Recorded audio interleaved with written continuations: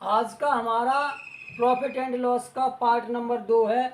इस तरह का प्रश्न मैंने पिछले वीडियो में आपको बताया था, तो उसमें मैंने पहले मान लिया था कि 100 रुपये है। उसके बाद में मैंने 90, 19 और 21 के अंतर को समझाया था। लेकिन इसको सॉल्व करने का एक बहुत ही अच्छा ट्रिक है जो आपको अभी बताया जा रहा है। जैसे कि दोनों के प्रतिशत, हानि कितनी प्रतिशत हुई है, हानि इसमें कितने प्रतिशत हुई है आपकी 19%। और लाभ कितना हुआ है आपको, लाभ हुआ है 21%। यानी कि ये टोटल लाभ और हानि को जोड़ें तो कितना हो जाएगा 40%। कितना हो जाएगा आपका 40%। हानि हुई है 19%, लाभ करना है 21%। और अंतर क्या है 120 रुपये। अंतर इसे हम इसलिए कह रहे हैं क्योंकि 19 और 21 के बीच में 120 दिया गया है। ये 19 और 21 के बीच का क्या है अंतर, और अंतर हमारा कितना है 120 रुपये। यानी कि वो प्रश्न में ये कह रहा है कि किसी वस्तु को 19% हानि पर बेचा गया और यदि उसे 120 रुपये अधिक बेचा जाता तो 21% का क्या होता लाभ होता। वस्तु का क्रय मूल्य ज्ञात कीजिए। तो प्रतिशतों का योग कितना हो गया 40%, और जो अंतर है वो कितना है 120। तो बहुत ही शॉर्ट ट्रिक है, यहाँ पे आपको समझा रहे हैं इसलिए इतना टाइम लग रहा है, वैसे इतना टाइम नहीं लगेगा। यानी कि अंतर बट्टे दोनों प्रतिशतों का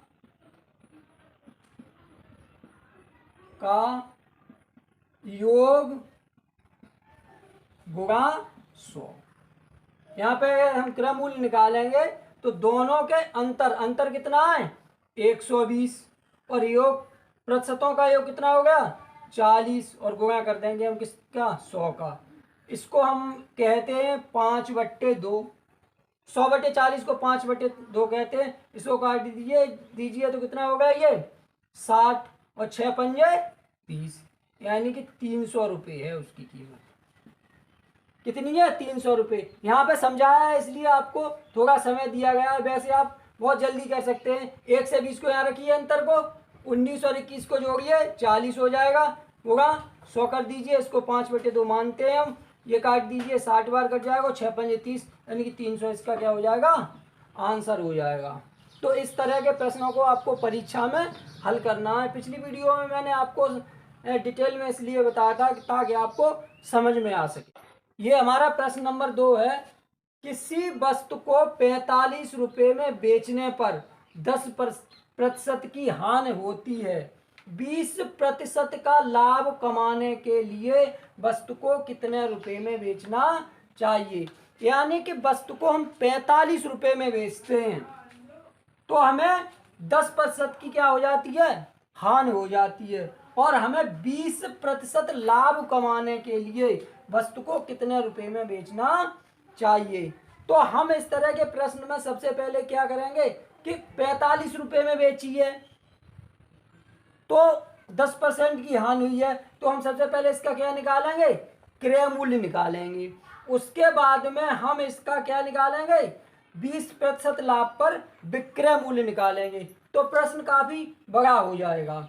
लेकिन हम इसको एक शॉर्ट तरीके से अगर सॉल्व करेंगे तो कैसे करेंगे परीक्षा में, ताकि हमारा समय काफ़ी बच सके और परीक्षा में प्रश्न भी जल्दी से जल्दी सॉल्व हो सके।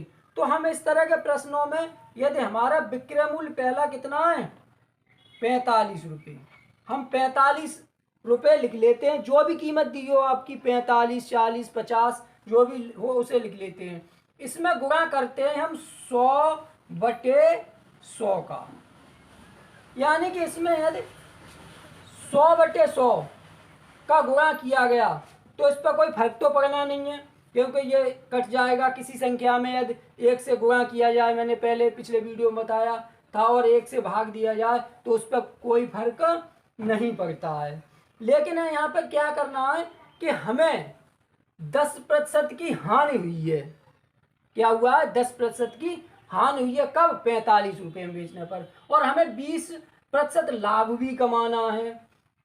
तो मैंने जैसे पिछले वीडियो में एक में बताया था आपकी यूनिटरी मेथड में एकक नियम में बताया था कि जिसकी पूंछ होती है उसको कहाँ रखा जाता है? ऊपर। और जो दिया होता है उसको कहाँ रखा जाता है? नीचे। वैसे ही हमें लाभ प्राप्त करना है यहाँ, लाभ। तो जैसे किसी के घर में पैसे आए तो उसे क्या होता है? लाभ। यानी कि पैसे आते हैं तो क्या होता है? लाभ। और जो आपके घर में पैसे हैं उसमें वो पैसा क्या होता है? जुड़ता है। क्या होता है? जुड़ता है। यदि आपकी आमदनी होगी तो सबसे पहले पैसा यदि आएगा तो वो किस में जाएगा? प्लस में। मान लीजिए आपके घर 100 रुपये हैं और 20 रुपये और आ गए तो आपको कितने रुपए हो जाएंगे आपके पास? 120 रुपये। तो यहाँ पर क्या हुआ? जुड़ा। और जहाँ हमें घाटा लगता है, मान लो आपके पास 100 रुपये थे और 10 रुपये का घाटा लग गया, यानी कि 10 रुपये आपके चले गए, तो कितने रुपये बचेंगे आपके पास? 90। यानी कि जब आता है तो क्या होता है? जुड़ता है। और जाता है तो क्या होता है? घटता है। यानी कि हमें लाभ कमाने के लिए यहाँ क्या करना पड़ेगा? जोड़ना पड़ेगा। यहाँ पे जोड़ दीजिए कितने? 20। और हमें घाटा कितने का हुआ है? 10% का। तो उसको क्या कीजिए? घटा दीजिए। यानी कि जो वैसे भी समझिए कि अगर लाभ होगा तो उसको कहाँ रखा जाएगा? ऊपर। और जो घाटा होगा उसको कहाँ रखा जाएगा? नीचे। जैसे कोई व्यक्ति आपको लाभ करा रहा है मान लीजिए, तो आप उसे उच्च श्रेणी में रखेंगे, उसको ज़्यादा मान्यता देंगे, उसको ऊपर रखेंगे। तो लाभ को कहाँ रखना है आपको? ऊपर। और घाटे को कहाँ रखना होता है? नीचे। जैसे कोई व्यक्ति आपके घर पे आया और उसने पैसे दिए आपको, तो आप बड़े खुश होंगे, उसे कहाँ रखेंगे? ऊपर। और कोई व्यक्ति आया जिसने आपको क्या कर दिया? घाटा, तो उसको कहाँ रखेंगे? नीचे। तो आप याद रखने के लिए ये सब सारी चीज़ें मैं बता रहा हूँ। वास्तव में जो गणित है वो आपकी बेसिक जिंदगी पर ही निर्भर करता है। जैसे लाभ हानि, ये सब बेसिक जिंदगी की बातें, जीवन की बातें हैं हमारी। तो लाभ को हम क्या करेंगे? जोड़ेंगे। अब जोड़ दीजिए, ये कितना हो जाएगा आपका? 120। और ये बटे में कितने हो जाएंगे? 10 को घटा दीजिए, यानी कि ये हो जाएंगे 90।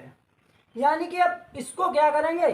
45 गुणा 120 बटे 90।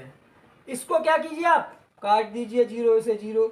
9 पंजे 45 और 12 पंजे 60। यानी कि वस्तु को कितने रुपए में बेचा जाए? 60 रुपये में बेचा जाए तो हमारा 10% का घाटा भी पूरा हो जाएगा और आपको 20% का मुनाफा भी हो जाएगा।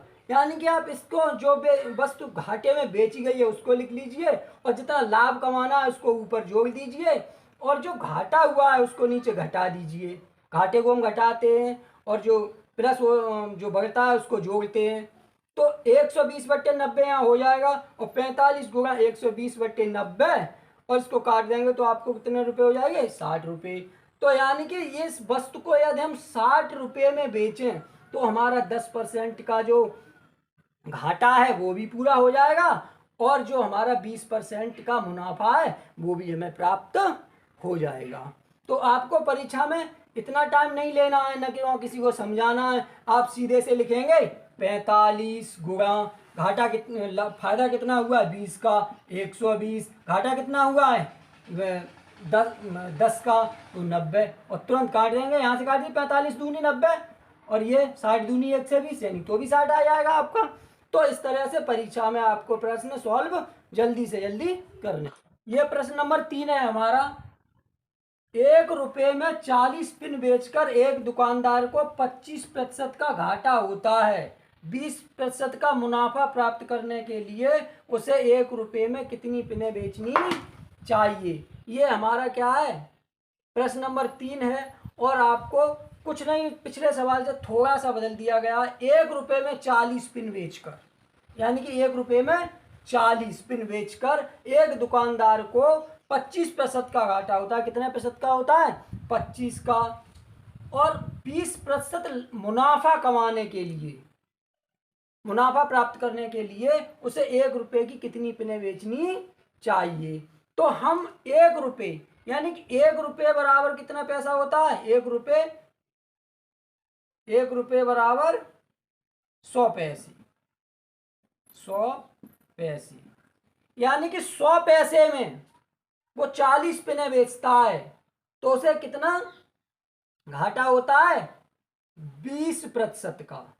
और उसे अब घाटा कितना होता है? सॉरी 25% का। अब 20% मुनाफा कमाने के लिए तो एक पिन क्या पैसे की होगी आपकी? एक पिन का मूल्य निकालेंगे तो कैसे निकालेंगे?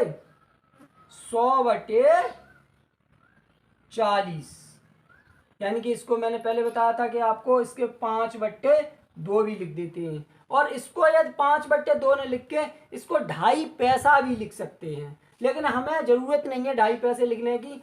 तो यानी कि कहने का मतलब ये है कि एक व्यक्ति यदि 2.5 पैसे की पिन बेचता है तो उसे 25% का घाटा होता है। और वो कितने पैसे की पिन बेचे कि उसे 20% का मुनाफा प्राप्त हो? तो हमने क्या निकाल लिया अपना? 2.5 पैसा, यानी कि कितना? 5/2। और यहाँ पे हमने आपको बताया था ये तो लिख ही लेते हैं, गुणा 100/100 नहीं करते हैं, 100/100 हम यहाँ पिछले सवाल में मैंने बता ही दिया है। डायरेक्ट यहाँ पे लिखेंगे हमें मुनाफा कितना कमाना है? 20%, तो 120 हो जाएगा। यहाँ पे हमें घाटा कितना हुआ है? 25%, तो 100 में से 25 जाएगा तो ये हमारा 75 रह जाएगा। अब आप इसे काट दीजिए, 15×5 = 75, इसको काट दीजिए, ये आपका आ जाएगा कितना? 15×8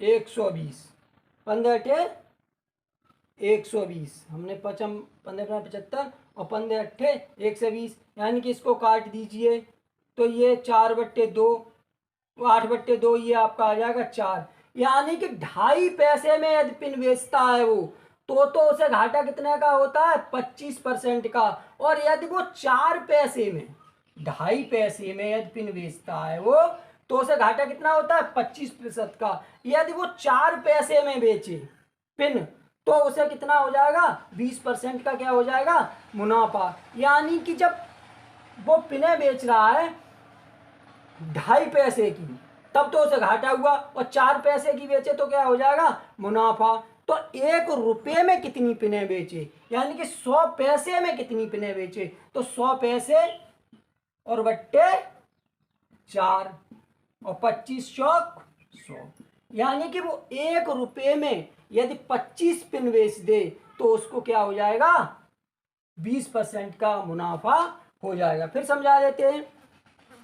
1 रुपये की 40 पिन बेचता है, यानी कि 2.5 पैसे की, 2.5 पैसे की पिन बेचता है तो उसको 25% का क्या होता है? घाटा होता है। हमने 2.5 पैसा लिख लिया। और मुनाफा कितना चाहिए हमें? 20%। घाटा कितना हुआ है हमें? 25%। तो इसको जब हम काटेंगे तो एक पिन कितने की आ जाएगी आपकी? 4 पैसे की, यानी कि 2.5 की जगह वो कितने की बेचे? 4 पैसे की बेचे तो उसे 25%, वो 20% का क्या हो जाएगा? फायदा हो जाएगा।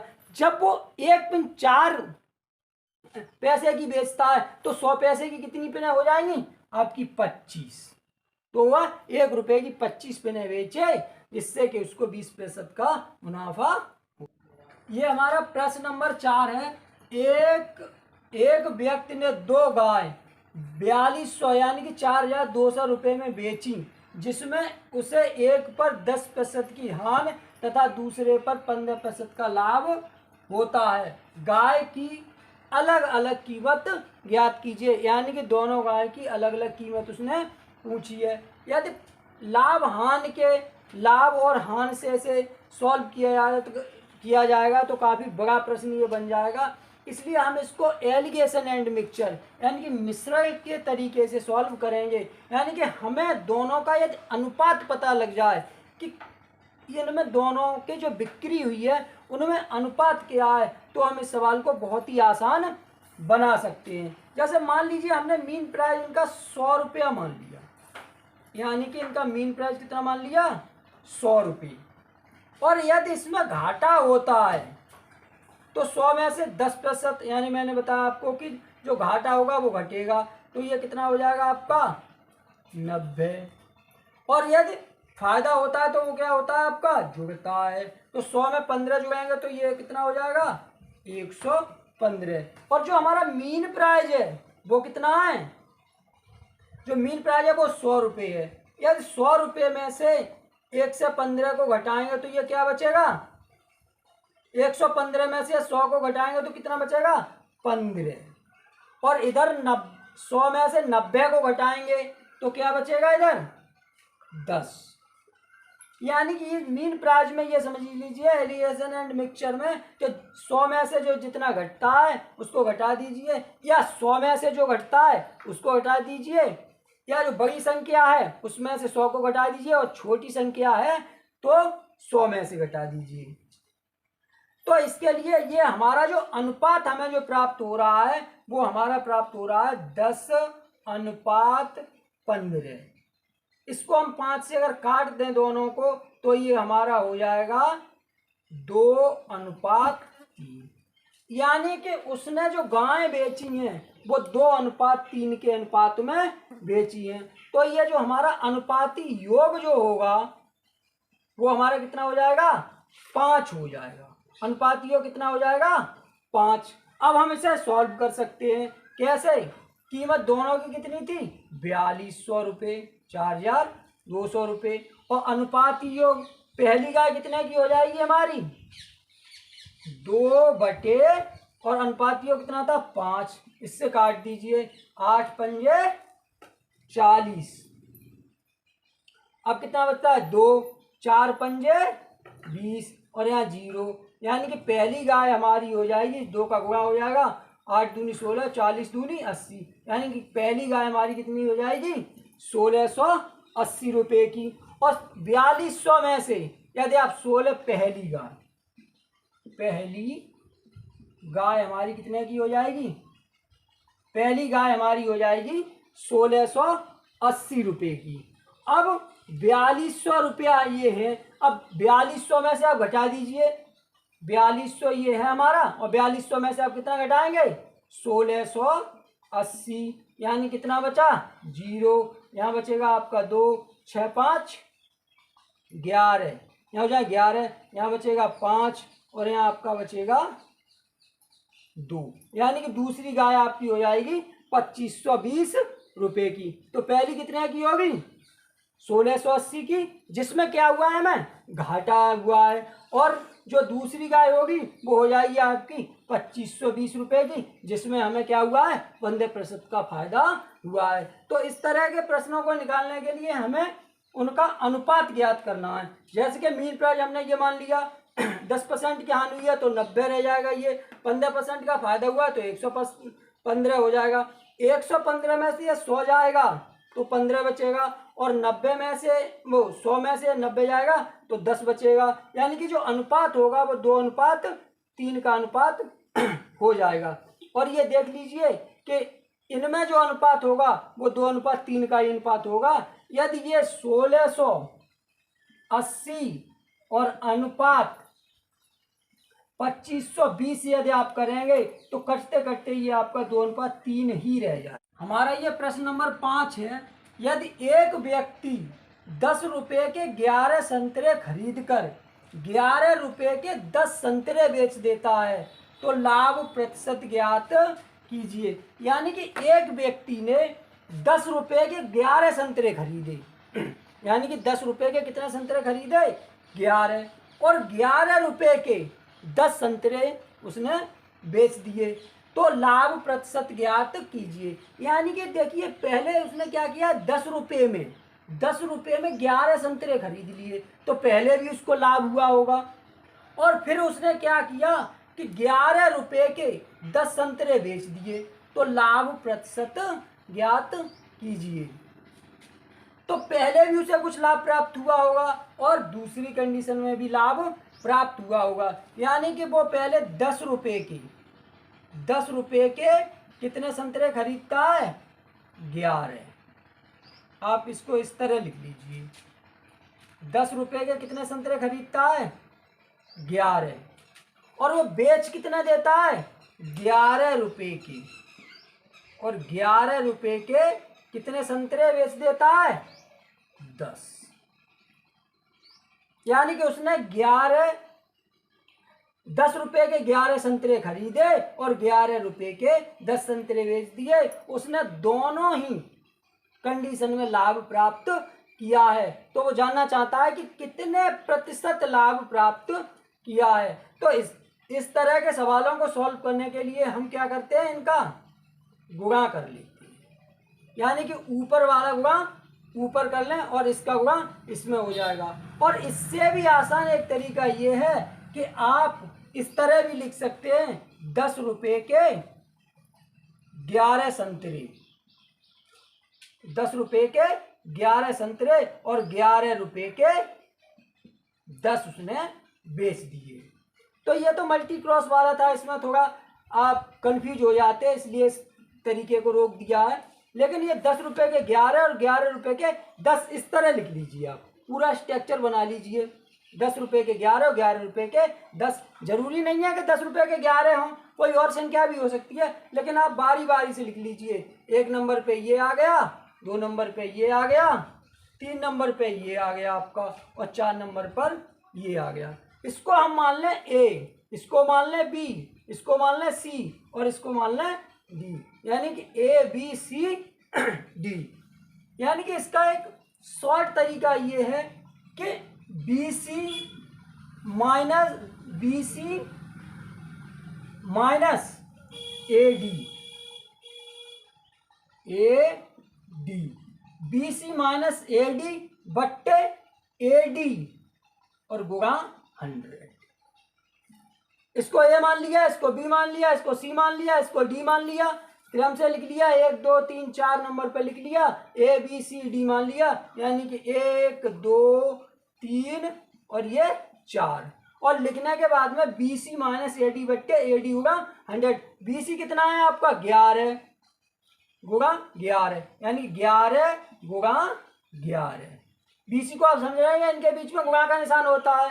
माइनस ए डी, ये हमारा कितना है 10 गुणा 10, 10 गुणा 10 बट्टे ए डी कितना है हमारा 10 गुणा 10, ए डी गुणा 100, यानी कि 100।